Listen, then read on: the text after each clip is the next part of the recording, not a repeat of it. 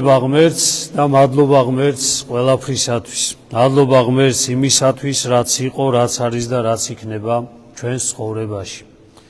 მინდა აღდგომის სიხარული კიდევ ერთხელ მოგილოცოთ ყველას და იმედი მაქვს, რომ ჩვენ გადაცემა გავაკეთეთ გულიდან გულამდე.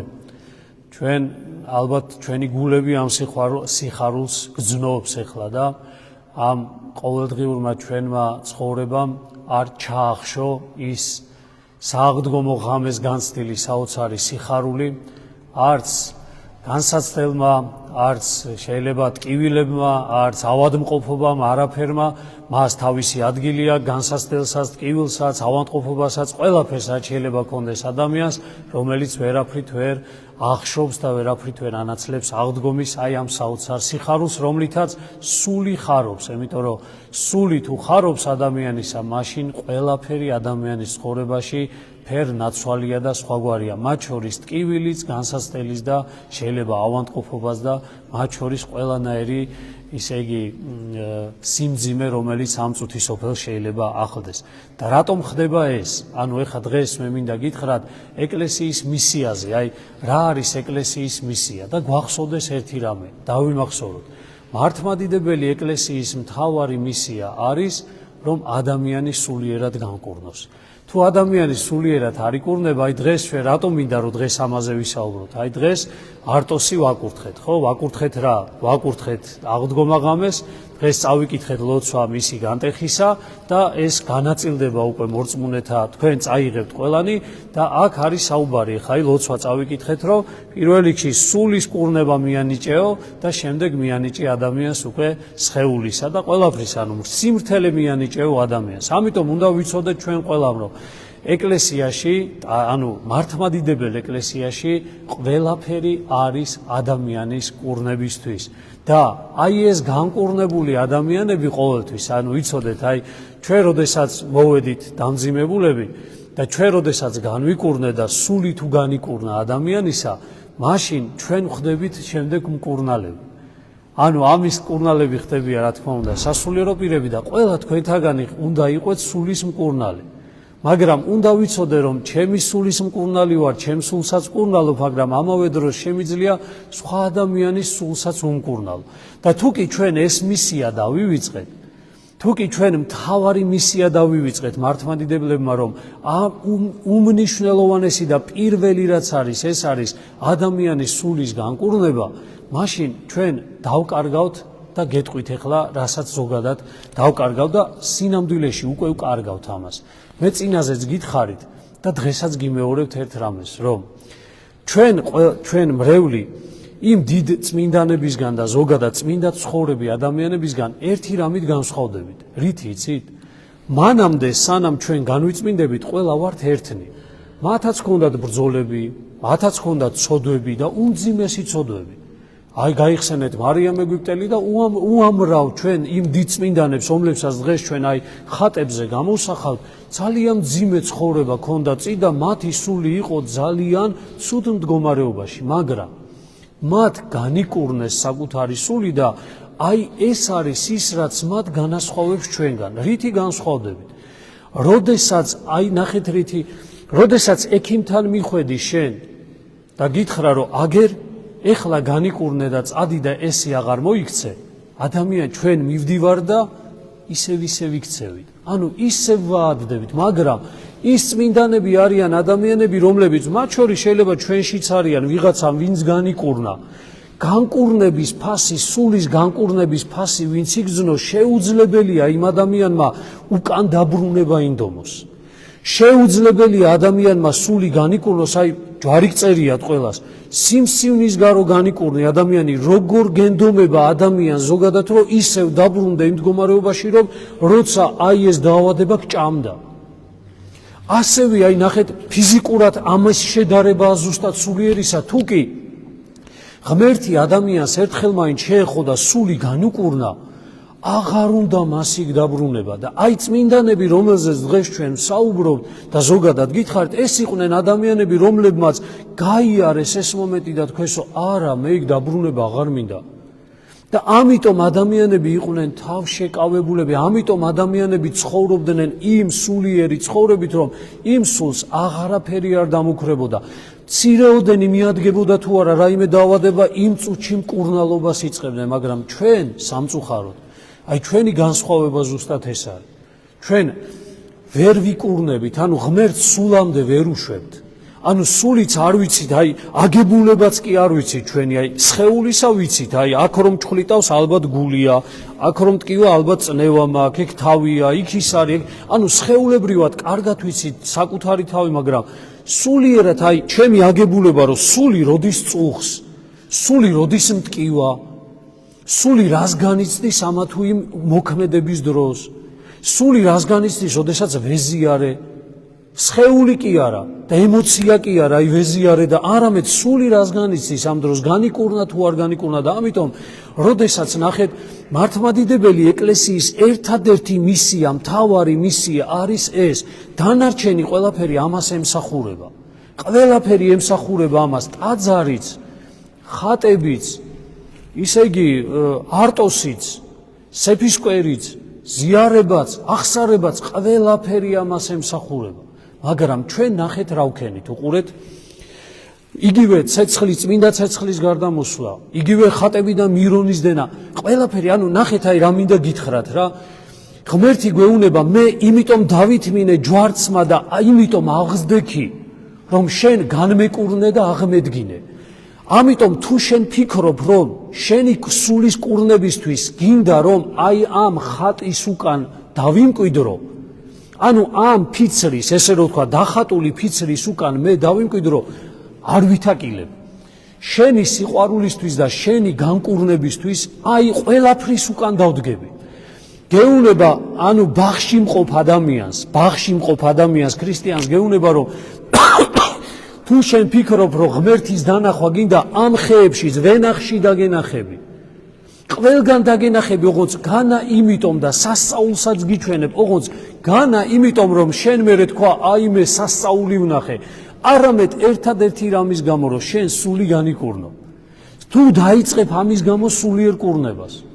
ეხლა ნახეთ, სამი ეტაპისგან შედგება, ჩვენ მინდა კარგად აი მოისმინოთ ეს.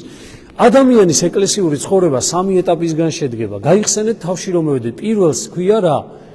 მადლის მოქმედება. გაიხსენეთ თავში რომ მოვედით, როგორები ვიყავით, თითქოს ყველაფერი გამოგდიოდა თავის.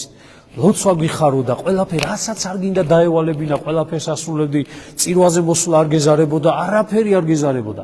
მეორე ეტაპი დგება რა? უფალი გვეუბნება, აი მადლი გაგზნობინე, ხო იგძენი, ეხლა წავედი და ამ მადლის ძიება დაიწყე, მომძებნე. და უფალი განგვეშორება და ჩვენ ვიწყებთ ამ მადლის ძიებას და გვეუბნება, რომ აბა ხო კარგი იყო ეს მადლი, ხო განიკურნე პირველ ეტაპზე, ხო რაღაცა იგრძენი, ხო განიკურნე და ეხლა მე წავედი, როგორც მამა შვილს რო ატარებს ხელი და მე ხელს გაუშვებს და რო ტაატით დადის ეს ბავშვი, ანუ გაგვიშვა ხელი და გვეუბნება, მეორე ეტაპი არის მადლის ძიების, ანუ თითქოს მადლის განშორების და ადამიანის მხრიდან თავისი ძალისხმევის მოღვაწეობის დრო, რომ მადლი უნდა ვიპოვო. და მესამე ეტაპი არის, ოდესაც ამ მადლს იპოვის ადამიანი, აი ეს არის უკვე ჩემი თავისუფალი ნებით ნაპოვნი მადლი, ეს იცით რა არის? აი ეს არის ის განკურნების ის, როდესაც ადამიანი ამას აღარ დათმობს და აღარ ტოვებს. მაგრამ ჩვენ აბა დაფიქრდით, რომელ მდგომარეობაში ვართ? ჩვენ ის მადლის მიერი მდგომარეობა უკვე დავტოვეთ, იმიტომ რომ უფალი წავიდა და გვითხრა რომ მეძებეთ ეხლა. მეძებეთ და მიპოვეთ. გახსოვთ სახარებაში რას იძაღით? ისე იგი დააკაკუნეთ და გაგეღებათ, დარეკდით, ანუ დარეკეთ და გაგეღებათ, ეძიებდით და იპოვეთ, ანუ ეს არის ძიების პროცესი, როდესაც ადამიანმა უკვე თავისი მოღვაწეობა დაიწყო და აი ამაზე ვიძახით უარს. ამაზე უფალს უარს ვეუბნებით და ამიტომ ნახეთ ეკლესიამ რა გავაკეთეთ ამ ქედან გამომდინარე, ჩვენ რომ გვინდა რომ ვიღაცას ჭეშმარიტება დაუმტკიცოთ, რომ მართლმადიდებლობა არის ჭეშმარიტება, თავარით კი ვერ უმტკიცებთ, რომ სულის კურნებით, არამედ ვეუბნებით, ნახეთ ჩვენთან რა ხდება და რა ხდება თქვენთან. აი ჩვენთან იქ მარტო მართლმადიდებელზე გადმოდის ცეცხლი, აგერ ჩვენთან ისე იგი აგერ არტოსი, ჩვენ სანთელს ვანთებთ, თქვენ ანთებთ, ანუ ნახეთ ჩვენთან რა ლამაზი გალობა, ნახე ჩვენთან რა ლამაზია ეს ყველაფერი, ჩვენი წინაპრები ესე აკეთებდნენ. ანუ ჩვენმა ნახე ჩვენი ლამაზი შესამოსლები, ოქრო ვერცხლით, ისე იგი რაღაცა ჯვარპანაღიები, მიტრები, რაღაცა ესე მოოქროვილი შესამოსლები რაღაცა და ამითი ვფიქრობ ჩვენ რომ მისიონერობა გავწიო და ვიღაცას მოვანდობოთ ქრისტიანობა. სადღაც ეს მუშაობს. ცოტა მუშაობს, იმიტომ რომ ბევრი ადამიანია, რომელსაც ტაძარში შემოვიდა და თვალი მოჭრა სილამაზე. ბევრი ადამიანი, რომელიც შემოვიდა და გალობა მოჭრა თვალი. მე რამდენი ადამიანი ვიცი, რომ დიდ პარასკევს, გახსოვთ, აი დატირების ის რო არის ხომე, ანუ ცნობილი რომ ღერიან ხომე თქვათ იმაში, ხო? ხან სამებაში, ხან სიონის იმაში, ხო? ანუ მაგის გამო მიდიან ხომე. მთელი ანუ არანაირ უბრალოდ მაგ იმისი ესე რომ თქვათ, ნამღერისა და მაგ საგალობლის ესე რომ თქვათ, მოსასმენად მიდის ადამიანი. და მაგ დროს განიცდის რაღაცა გარკვეულ გრძნობის მიერ და ემოციის მიერ ექსტაზს რაღაცა გარკვეულს და ეს არის მისთვის გარკვეულწილად მართლმადიდებლობა. ამიტომ ნახეთ როგორი რაღაცა მოხდა. ეხლა ვდგევართ ძალიან რთულ მისიის წინაშე. თუ კი ჩვენ ესე გავაგრძელეთ და თუ კი ჩვენ მართლმადიდებლობა წარმოვაჩინეთ მხოლოდ ამ კუთხით, აგერ ჩვენ მონასტრები გვაქვს, აგერ ჩვენ ისა გვაქვს, აგერ ჩვენ ამხელა აგერ არბოს ტაძარი გვაქვს, აგერ ისა გვაქვს, აგერ ესა გვაქვს. ადამიანების ვერ დაინახავენ მთავარ მნიშვნელოვან ნაწილს, რაც ეკლესიას, ანუ მართლმადიდებლობა შეუძლია და რა შეუძლია მართლმადიდებლობას? მართლმადიდებლობა შეუძლია საოცარი განახლება ადამიანის, სულის კურნება და სულიერად აღდგინება. ქრისტე ამიტომ აღდგა. ქრისტე ჩავიდა, ჩათვალეთ, რომ იქ ჯოჯოხეთში კი არ ჩავიდა, ჩვენ ჯოჯოხეთში ჩავიდა გულისა. დაამარცხა ბოროტება და აღდგა და გეუბნება გამომყევი ახლა. გამომყევი, მაგრამ ჩვენ ვერ მივყვებით. ვერ მივყვებით. ამ აღდგომას ვერ მივყვებით, იმიტომ რომ ჩვენ სულ სხვა რაღაცით ვართ საბოლოო ჯამში, ანუ სხვანაირად ხედავთ მართლმადიდებლობის თავისთავად შინაარს. ამიტომ დღეს როგორ არის, იცი რა ჩავთვალეთ? ადამიანი, როდესაც მოვა ეკლესიაში, გონია რომ აი რამდენს ვთქვავს რა, ჩემს გვერდით რაღაცა, აი ის მოვაქციე. კათოლიკე იყო და მოვაქციე. იქ არ ვიცი, მუსულმანი იყო და მოვაქციე და ისე იგი რასელისტი იყო და მოვაქციე. ვეუბნები ასეთ რაღაცას. შე რა გონია რომ ადამიანს უბრალოდ ადრე რომ ასეთ მრწამს კითხულობდა და ეხლა რომ შემოვიდა და ამ მრწამს საკითხულობს. შენ გონია მოქცევა და ისა უკვე კურნების გზას დაადგა? აი ახლა გისვავთ კითხვას, მაგალითად, ავიღოთ. რომ მოხვედით ეკლესიაში მრწამსი იცოდით? არა, ხო? კაი, ისწავლეთ მრწამსი და რამე შეიცვალა? ანუ კიდევ ვიძახი სახარებაში, არ ვიცი, სახარებას ხო არ კითხულობდით მანამდე? არ კითხულობდით მაგალითად. დაიწყეთ სახარების კითხვა, თქვა. აი პირველი თავი ავიღოთ, გენეზისი როა, გენეოლოგია. კაი, დღეს დაიზეპირე ეგ ადამიანმა. შენ შეიცვალე? არა. 4-ვე სახარება ხო გაქვს წაკითხული. გადაამოწმეთ თქვენი თავი, რამე ისე უკეთესობა გაქვთ? არაფერი არ გაქვს. ამიტომ ჩვენ ვეუბნებით, აი ჩვენ დოგმატურად მართლები ვართ. რა თქმა უნდა, ცალსახად მართლები, ანუ მართლმადიდებლობის ჭეშმარიტებაში არავის არ ეპარება, მაგრამ ჩვენ მართლმადიდებლებმა არ ვიცით როგორ მივე, ჩვენ ვეუბნებით, ჩვენა ვართ ჭეშმარიტება, მაგრამ დამანახე რას გულისხმობ ამაში. იესო ქრისტე რო ღმერთია, ბევრჯერ მithქვამს თქვენთვის, აბა დამანახე, რითი მიმტკიცებ ამას? ზოგმა წმინდა წერილიდანაც არ ვიცით ეს. და რითი უნდა დაამტკიცოთ, აბა იესო ქრისტეს ღმერთობა? იცით რითი უნდა დაამტკიცოთ? მხოლოდ ღმერთ შეუძლია ამ გულის შეცვლა. და მან შემცვალა, მან გამკურნა. ჩემი სული აღადგინა, იცი რა ვიყავი? იცი რა საშინელი მდგომარეობაში ვიყავი სულიერად? ქრისტე მოვიდა და აღმადგინა. აი რა არის თავარი მართლმადიდებლობის თავისთავად შინაარსი. ამიტომაც ჩვენ მოვლენ ადამიანები, რომ მოვლენ ადამიანები გონია რომ აი რაღაცა ცნობიერება შეიცვალეს, სანთელი რომ დაანთო ადამიანმა, ამას გონია რომ ჩვენ უკვე ესე მართლმადიდებელი ეკლესიის წევრები არიან და აი სამწუხარო ეს არის რომ ჩვენ აქ ვჩერდებით ჩვენ თვითონაც და სხვა ადამიანებსაც ვაჩერებთ ხალხო. ახალ მოსული ადამიანი სხვა რამეს ეძებს და ჩვენი შემხედვარე იმას ვერ ხედავს, რისთვისაც მოვიდა.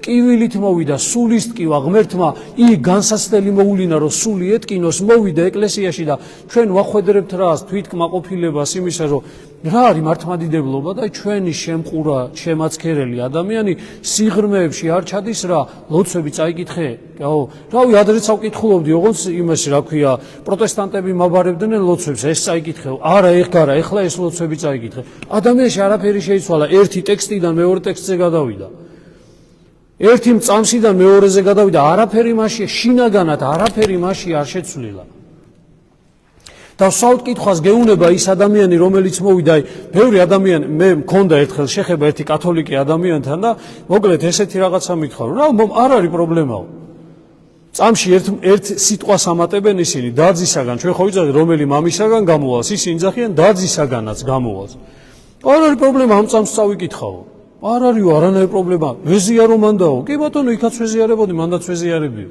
მიხვდით რა ხდება ანუ მის ცნობიერებაში რამე კი არ იცვლება უბრალოდ ერთი ადგილიდან მეორე ადგილზე გადმოვიდა და მეტი არაფერი არ შეცვლილა მაშინ და რატომ ხდება ამას გეუნებით ეს ნახეთ დაუკვირდით რატომ იმიტომ რომ ჩვენი მისია მართლმადიდებელი ეკლესიისა დავიყვანეთ ძალიან პრიმიტიულ რაღაცეებამდე ანუ რაღაცა ისეთ პრიმიტიულ რაღაცებამდე რომელიც გულს არ წვდება ადამიანის სულის კურნებისთვის მოდის ღმერთმა გამოგზავნა თან სადღაც აი იქ გადაკარგულში ღმერთი შეეხო ქრისტე შეეხო მისულს დაეცა წარუმატებლობა ქონდა სული ეტკინა როგორც იქნა გადმოდგა ნაბიჯი ეკლესიისა რომ მოვიდეს სამკურნალო ადგილა სადაც ქრისტეს ეკლესია ეს არის კურნების სულის კურნების ადგილი სხვა მისია მას არ გაჩნია დანარჩენი ყველაფერი ამის საშუალება არის გადმოდგა ადამიანმა ნაბიჯი და ანუ უნდა განიკურნოს სულიერად და შემოგხედავს ჩვენ და გვეუბნება რა ხდება კაცო ანუ რასულ ან თქვენ მე თითქოს აქამისთვის მოვედი და გიყურებ და ამ სულის კურნებაზე საერთოდ არავინ არ და ნახეთ ისიც იგივენაირად ყალიბდება ჩვენც ანუ ცოტა ხანში ანუ იმას ჯერ აქვს ძიების პროცესი მადლისმიერი მოქმედებისა და ისიც თავისთავად ხდება ჩვენნაირი რომელიც არის ხოლმე იღებს რიტუალში მონაწილეობას არაფერი მასში არ იცვლება რჩება იგივენაირი თუ მამაკაცი არის მამა იგივენაირი მეუღლე იგივენაირი მეგობარი იგივენაირი თანამშრომელი და იგივენაირი მოკლედ საზოგადოების წევრი ამიტომ ძალიან მნიშვნელოვანია რომ მართლმადიდებელი ეკლესიის მისია გავითავისოთ ჩვენ სულის კურნებაა და აი ხლა მაგას ვიძახი აღდგომის სიხარულმა ისეთი რაღაცა საოცარი კურნება მოიტანა აი ჯოჯოხეთიდან თითქოს აი ჯოჯოხეთი მართლა დამარცხდა რა მართლა აი სულმა სუსხვა თვისებები შეიძინა თითქოს აი სუსხვა რაღაცას ეძებს სხვა ძიების ისა აქვს და ლოცვა გინდა ადამიანს აი სულ ანუ კიდევ ვიზახი სულ რაღაცა ღმერთთან ქრისტესთან ყოფნა უნდა ადამიანს და თუ ეს ასე არ არის ძალიან რთული არის შემდეგ მოკლედ ადამიანმა ქრისტიანული ცხოვრება შეძლოს ეხლა გზას გეჩვენებთ როგორ არის სულის კურნება და ამითი დავასრულოთ ეს არის მაქსიმი ამხსარებლიდან მაქსიმი ამხსარებლის იმიდან არის როგორ შეიძლება ადამიანმა სული განიკურნოს რას უნდა გადიოდე რა გზას თუ ამ გზას არ გადიხარ ადამიანი მაშინ წენა როგორც გითხარით რჩებით იმ მდგომარეობაში როგორათაც ვართ და სამწუხაროდ თუ ჩვენ ამას არ გვეტყვიან მე არ ვიცი ცხონებისთვის მოვემზადები თუ არა იმიტომ რომ განუკურნებელი სული ცხონებას ვერ დაიმკვიდრებს სული რომელსაც სახარებაში მოცემული თვისებები არ გააჩნია სიმდაბლე ისე იგი სიმშვიდე გულმოწყალება სიყვარული თუ ესენი არ გაგაჩნია შენი სული მარადიულობას ვერ დაიმკვიდრებს თუ შენი სული შინაგანად ისევ ასეთია წყრალია ანუ შფოთიანია განმკითხველია, ამპარტავანია, ის ვერ დაიმკვიდრებს, ანუ ამის ილუზია ნუ გვაქვს, რომ გარეგნულად რაღაცა ჩვენ აქ რაღაცას აღვასრულებთ, თუ ის სულის კურნების პროცესი არ დაიწყოს, შეუძლებელია ხალხო. დამიჯერეთ, შეუძლებელია განუკურნებელმა სულმა დაიმკვიდროს მარადიული სასუფეველი, შეუძლებელია, იმიტომ რომ სული მიდის იქ, სადაც სულით განკურნებულები მეუფებენ. აქ ავაიღეთ ვირუსიან ადამიანს ჯამრთელს ხუაცილებენ ხოლმე. შეუძლებელია არ შეუშვებენ ჯამრთელთან, ხო? ასევე იქ უბრალოდ განა ვინმე არ შეგიშვებს, შენ თვითონვე ვერ შეხვალ. Იმიტომ რომ იქ არიან მარადიული, ესე რომ ვთქვათ, სათნოებებით შემოსილი ადამიანები და თუ შენშიც არ არის ეს, თუ ეს პროცესი არ დაიწყო შენში, უბრალოდ შეუძლებელია. და ეხლა ნახეთ, აბა უყურეთ, გავყვეთ ამას. რწმენა, ხო, ჩვენ ხო ვართ მორწმუნეები. ანუ თუ შენ იძახი რომ მორწმუნე ხარ, მაქსიმე ამხსარებელი იძახის, თუ შენ იძახიო რომ მორწმუნე ხარო, მაშინ შენში უნდა იყოს ნაშობი რა? ღვთის შიში. ხო მეთანხმებით, ანუ თუ მორწმუნე ვარ, რას ნიშნავს? ნახეთ, მე არ მეშინია არაფრისა, ნახეთ, მე რასაც მინდა ვაკეთებ. არავისი არ მეშინია, ხო არის ხომ რო იძახე, რასაც მინდა იმას გავაკეთებ. ამპარტავანი სული იძახის, რომ მე რასაც მინდა იმას გავაკეთებ. არავის გამო თავს არ შევიკავებ, არ ჩემ თავის გამო. არ ჩემი ცოლის გამო, არ ჩვილების გამო, არ ჩობლების გამო, არავისგან თავს არ შევიკავებ, მე ვარ მე და დამთავრდა. ანუ ნახეთ, ადამიანმა, რომელმაც სარწმუნოებრივი ნაბიჯი გადადგანო, რაღაცა შემოვიდა ეკლესიის წიაღში, პირველი და თქვა, რომ მე მორწმუნე მინდა ვიყვე და რწმენა მაქვს, თუ თქვენ იძახითო დღეს რწმენა გაქვთ, აუცილებლად თქვენში უნდა იყოს ნაშობი ღვთის შიში. რას ნიშნავს ღვთის შიში? რომ მე შეიძლება ჩემს გამო ვერ ვიკავებ რაღაცაზე თავს, მაგრამ ღვთის გამო შევიკავებ. და შიში სამგვარია. სამგვარი შიშია. ერთი არის სახრის შიში, ვაიმე ჯუჯუხეთში არ მოხდე, ხო, ერთი არის სახრი არ მოხდე, პირუტყულ შიშს ეძახიან მაგას, ხო არის ხომ ჯოხს ვაუქნევ იმას, რა ქვია, პირუტყსა, გარბის, ხო? ვითომ რა იცი ზოლდაჭა, მაგრამ გარბის. ესეთი შიში აქვს ხშირად ადამიანს. მაგრამ საწყისია ეს შიში, ასეთი შიში საჭიროა ზოგ შემთხვევაში, ზოგ ადამიანს ჭირდება პირუტყული შიში. მეორე არის შიში იმისა, რომ ისე იგი დანაკარგი შიში, ვაიმე მე რაღაცა არ დავკარგო, სასუფეველი არ დავკარგო, ანგარებიანია უკვე ესა, რომ ვაიმე მე რაღაცა, ხო, ერთია რომ სხვა იმისა მეშინია, მეორეა რომ რაღაცა მაქვს და არ დავკარგო და მესამე, ეს არის უბრალოდ აი ღმერთი სიყვარული იმდენად გაქვს, რომ აი გეშინია მაგას მოაკლდე. სამგვარი შიში არსებობს, სამგვარი შიში არსებობს. ანუ პირველი გეუნებით, მორწმუნე ადამიანი, ვისაც აქვს ღვთის შიში. ღვთის უშიშარი ადამიანი არანაირი მორწმუნე არ შეიძლება იყოს. და ეხლა ნახეთ, გადავიდეთ შემდეგ. თუ კი ღვთის მოშიშია უკვე ადამიანი, ღვთის შიში არის მასში, ის აუცილებლად მასში იშობა რა? თავშეკავება. ის აუცილებლად ცოდვაზე, როგორც გითხარით, ცოდვაზე, რაიმე ვნებაზე და იმაზე თავს იკავებს. ანუ ღვთის გულისათვის თავს ვიკავებ. ადამიანი, რომელშიც თავშეკავება არ არის, მასში ღვთის შიში არ არის. თუ ღვთის შიში არ არის, რწმენა არ არის.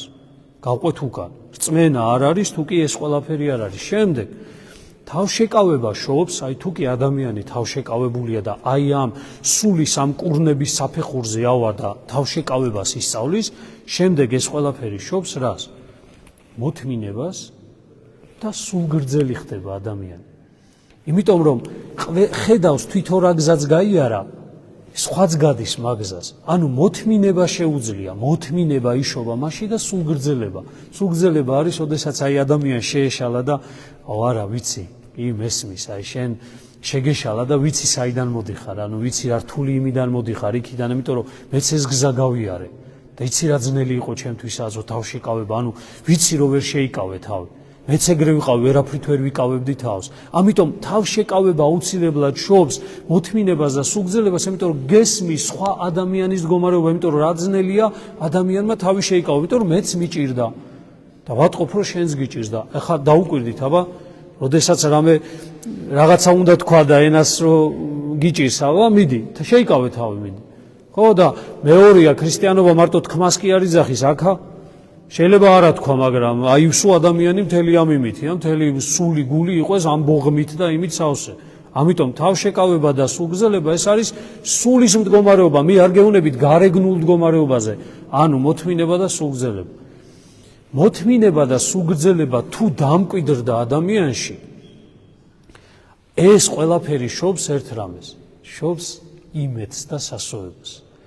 აი მხოლოდ აი ამ მოთმინებითა და სულგრძელებით შემოდის შემდეგ რა? აი ღმერთის იმედი.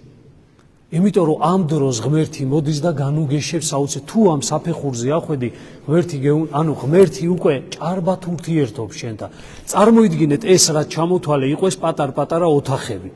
პირველი ოთახი კარი თუ გაუღე ქრისტეს, შემოდის თავისი მადლი და აი მაშინ მოაქვს მცირე მადლი მოდის, მცირე მადლს გრძნო. მერე რაც უფრო შიგნით უშვებ სულში უკვე ქრისტეს, მით უფრო, ის უფრო მეტ მადლს გაძლევს და აი როდესაც მოთმინება და სულგრძელება შეუძლია ადამიანს, აი ამ დროს მოდის მართლა ღვთის იმედი. აი დღეს არის ხომერ, აი ყველაფერი ღვთისნებაა კაცო, ყველაფერი ღვთისნებაა, ღვთის იმედი მაგ ყველაფრისა. ვეუნები. ეს ხო არის სიზარმაცე. შენ ახლა საერთოდ მოწყვეტილი ხარ. ეს არის როგორ იცი? არაფრის გამკეთებელი არ ხარ ადამიანი, სულიერად არაფერს არ აკეთებ, უბრალოდ სადღაც ვიღაცას რაღაცის იმედი გააქვს. და ეს იმედი ვერ მოვა. შეუძლებელია, როცა დაგჭირდება, მაშინ არ გექნება. რატომ? იმიტომ რომ სასოების მადლი, იმედის მადლი მოდის მაშინ, როდესაც შენ რაც ჩამოთვალე, ამას ღმერთს უძღვნი, მოღვაწეობ, ამას თუ კი აკეთებ, მაშინ იმედი მოდის. იმედი არ არის ესე უბრალოდ სიტყვებში. მინდა ხომე ადამიანს, ყველაფერი ღვთისნება, ადამიანი ტალახში წევს, ვნებებში და ცოდვებში გორაობს, ღვთისნებაო გაიძახს. ტყუილაკია, ღვთისნებაა, ყველაფერი რაღაც. ბიჭო, წამოდექი. ღვთისნება არის ერთადერთი რამე, რომ შენ უნდა ცხონდე და სული განიკურნო, ეგ არის მარტო. რო გორაობ მაგ ტალახში, ეგ არ არის ღვთისნება. როდესაც ადამიანს ღვთის შიში არ აქვს, შენ იმედი ვერ გექნება ღმერთისა. ტყუილია ეს ყველაფერი, ეგ არის უბრალოდ, როგორ გითხრათ, ტყუილი დაპირება საკუთარ თავს, მოატყუო საკუთარი თავი და თუ ვინმე გეუნება ხო საერთოდ სხვასაც თუ ატყუებ. იმიტომ რომ შენ თუ შენ თავს ატყუებ, სხვასაც ადვილად მოატყუებ. თუ თავს იტყუებ ადამიანი, ამიჯერად ეს არის ძალიან ტყუილი დაპირება ადამიანის. გავაგრძელოთ, იმედი შემოდის, მაშინ ღვთის მოიმედე ხდება ადამიანი და ღვთის იმედი, ნახეთ, ღვთის იმედი შობს მერე ადამიანში უვნებობას. უვნებობა რა არის? იმდენად ჭარბად შემოდის ღმერთი ჩვენში და მისი მოიმედეა ადამიანი, რომ ცოდვისაკენ და ვნებისაკენ, საკუთარი თავის წეღარო გითხარი, იქ დაბრუნება აღარ გინდა. უვნებობას აქვს, არ მინდა იქა. იმდენად ადამიანი ძლიერია, იმდენად ღმერთი არის ადამიანში, არა იქ არ მინდა კაცო. ძალით რო ამოგლიჯონ სიტყვები, რომ ვინმეს ან შეაგინე, ან გალანძღე, ან განიკითხე, ან იმასაკენ, იტყვი თავი დამანებეთ არ მინდა. იქ აღარ დავბრუნდები, იმიტომ რომ იმდენი ვიმოღვაწევე, იმდენი ვიწვალე იმისთვის, რომ ამ მდგომარეობამდე მოსულიყავი, რომ ღმერთი მოსულიყო და ღვთის მართლა იმედი მეგრძნო გულში, იქ არ დავბრუნდები რას ამბობ. არ არსებობს იქ დავბრუნდე, ვის გამო, არავის გამო, არ ჩვილის გამო, არ დედის გამო, არავის გამო. ეს არის ის სიტყვები, რომელზეც მაცხოვარი იძახის, ვისაც უყვარდეს დედა, მამა, ცოლი, შვილი, აგარაკი, უფრო შემსა, იგი არ არის შემიღის. ეს მდგომარეობა. უვნებობაშია ადამიანი, არაფერი არ აინტერესებს, თავარია ღმერთთან იყოს კარგად. ყველაფერს თავის ადგილზე აყენებს, ცოლსაც, შვილსაც, ყველაფერს ემსახურება, ტკბილად არის, ყველაფერს თავის მოვალეობებს, პასუხისგებლობას ასრულებს, ყველაზე საუკეთესოს, ბაღში გინდა თუ სამსახურში გინდა, სახლში ყველგან ასრულებს იდეალურად, მაგრამ თავარი ახსოვს, იქ აღარ მინდა. იმ ვნებებში აღარ მინდა, იმიტომ რომ ვიცი რაც არის. წეღა როგორც გითხრა, აღარ მინდა იმ სიმსივნის მდგომარეობაში დაბრუნება, არ მინდა, ვის უნდა ხელახლა ქიმიოთერაპიები და ვის უნდა იმ მედიცინის ხელში ჩავარდა, რომელიც ანადგურებს მთლიანად ადამიანის ხელს. ვის უნდა? სულიერათაც ეს არის. სულიერათაც ეს არის ჩვენ, სასიკვდინე დაავადებით არის შეპყრობილი ადამიანი. და უვნებობა უკვე, ნახეთ, ეს უვნებობის მდგომარეობა რაც გითხარით, უკვე ადამიანში შობს ყველაზე მთავარს, რას? სიყვარულს. დღეს რო ვიძახით ხოლმე, მიყვარს, რა გიყვარს? გზა სიყვარულის. ეს არის მართლმადიდებლური ნამდვილი სიყვარულის მოპოვების საშუალება, რომ ადამიანი შეიყვარო, შენი ქმარი, შენი ცოლი, შენი შვილი მართლა ქრისტეს მიერი სიყვარულით რო შეიყვარო, ეს გზა უნდა გაიარო. რომ ქრისტეა მხოლოდ ნამდვილი სიყვარული და თუ ქრისტე დამკვიდრდა ჩემს გულში, მაშინ ნამდვილი სიყვარული შემიძლია. ამიტომაც არის ოჯახებში დაშლილობა. საწავიდა ის სიყვარული, საწავიდა ის ერთობის სურვილი, საწავიდა მითხრათ, ხო, გაიხსენეთ პირველი შეუღლების დროს, თაბრო ქონდა ადამიანს დახოვული თავიდან ბოლომდე, ანუ ისე იყავი ემოციებით, გზნობებით, სად წავიდა რამოდენიმე წელიწადში ეგ ყველაფერი. დღევანდელ ახალგაზრდებს მით უმეტეს ვეუბნები, არც უფროსებს არ გვაკლია ეგ, უფროსებმა უბრალოდ ძველმა უფროსებმა მოთმინება ვისწავლეთ და გულში ვიკლავთ, თორე ჩაფიქრდით საკუთარ გულში, სად არის ის სიყვარული, რომელიც ანუ ადამიანის დანახვისგან ბედნიერებას განჭეს, დილით რო გაიღვიძე და შენი ოჯახის წევრებს ვხედავ სიხარულით ივსები, სად არის ეს სიყვარული? მიხვდით, ანუ ჩვენ დავარქვით იმას, რასაც გარეთ დაარქვეს სიყვარული, ჩვენს დავარქვით სიყვარული და ამ სიყვარულით გვიყვარს ბჭყალებში ერთმანეთი. აი სიყვარულის გზა რა არის? და თუ კი ვინმე ვიძახით ხოლმე მე ქრისტიანული სიყვარულით მიყვარს, აი ეს თუ არ დააკეთე, თუ ამ გზას არ დაადექი რწმენისა, ღვთისშიშისა, თავშეკავებისა, მოთმინება სულგრძელებისა, სასოებისა, უვნებობისა და შემდეგ სიყვარულისა, მაშინ შეუძლებელია ადამიანს ისე გიყვარდეს ადამიანი, როგორათაც ქრისტემ დაგავალ. და დოსტოევსკი იძახის საოცარ სიტყვებს. გიყვარდეს ადამიანი ნიშნავს უყურო მას ისე როგორათაც ის ჩაიფიქრა ღმერთმა. ანუ ყველა ადამიანს უყურებ მე როგორ იცი, როგორც ცხონების პოტენციალში, წმინდანს უყურებ. კი, აი, როგორ გითხრათ, ერთმა იმას ქნა, თქვა ესეთი რაღაცა, რომ მეო უყურეო ესეთი გაშავებული გარედანაო თეთრი მარმარილოს ქვასაო, რომელიც ტალახები იყო, შეყრილიო, მაგრამ უყურებდიო ამ ლოცაო და ფიქრობდი, რომ აქ შიგნითო ღვთის ხატება ინახებაო და მე რო დავიწყეო ზედმეტი რაღაცების გაცლაო და გამოვიდა ქანდაკება. აი ესე ვხედავთ, გამიგეთ. აი იმ გარედან მოწებებული რაღაცების, ისე იგი, გარეშე ვხედავთ ერთმანეთს. ამ პარტავანი რო ადამიანი როგორ უყურებ, იცი, აიმე, ეს რა ცუდი რაღაცაა, მოსაცლელია. შენში ამ პარტავნებას კი არ უყურებ. შენში უყურებ, რომ პოტენციალი შენში არის თავმდაბლობის, უბრალოდ დღეს ზარმაცობ და არ შეგიძლია ამის კეთება და თქვენ წარმოვიდგინეთ ასეთი 4, 5, 10 ადამიანი მაინც რო იყოს სამრევლოში.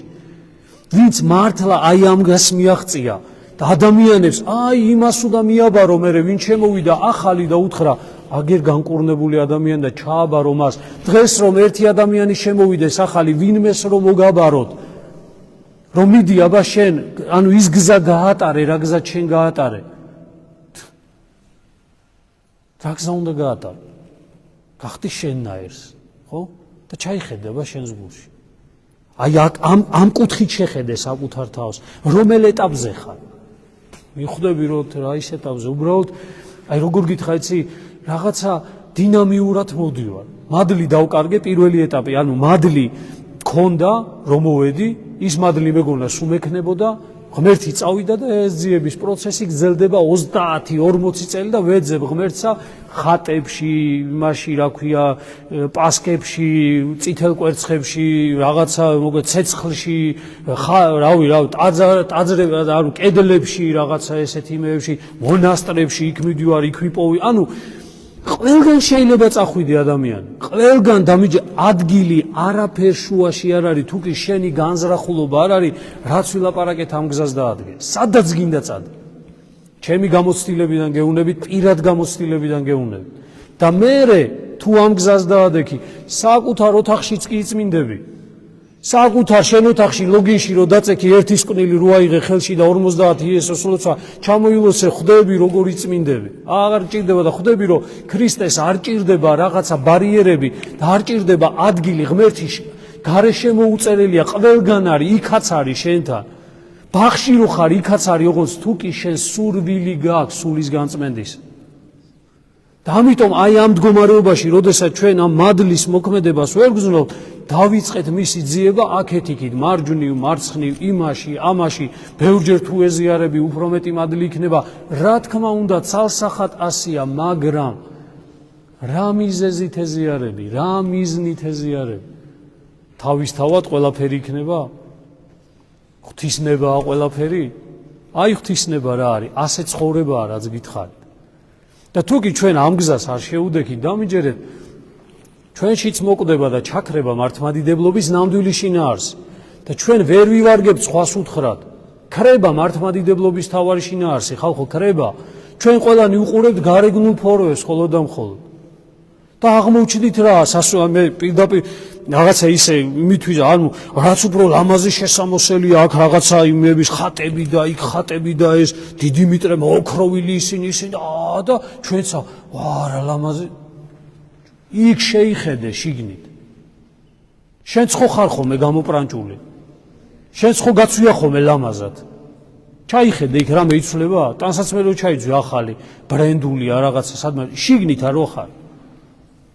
არ გინახავთ იმაზე რა ქვია, ძალიან ისეთი რამე უნდა თქვა, ქორწილში წასული ადამიანი გამოპრანჭული იქიდან როგორი მოდიან. ეგ არის. მეტი კოკასა შინა რაც ადგას იგივე წარმოდინდებს. ხო და მთავარი არ უნდა დავკარგოთ, აი ძალიან გთხოვთ, ამას მიაქციეთ, ამაზე ვიმუშაოთ. თითოეული თქვენი მოთმინება, ღვთის შიშის გამო, მოკლედ, ცოდვაზე ხელის აღება და არ თქმა რაღაცისა, ან არ გაკეთება რაღაცისა.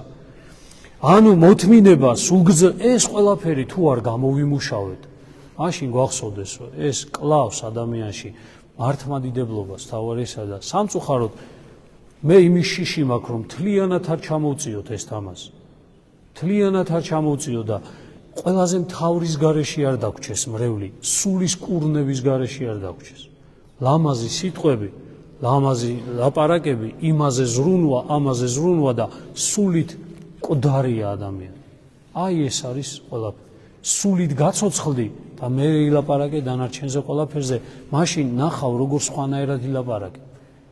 ამას ვიძახი. აი ესა საკუთარ თავს ზედმეტები, როგორც ის ლოდი რო გითხარ, მოაცილე ზედმეტები.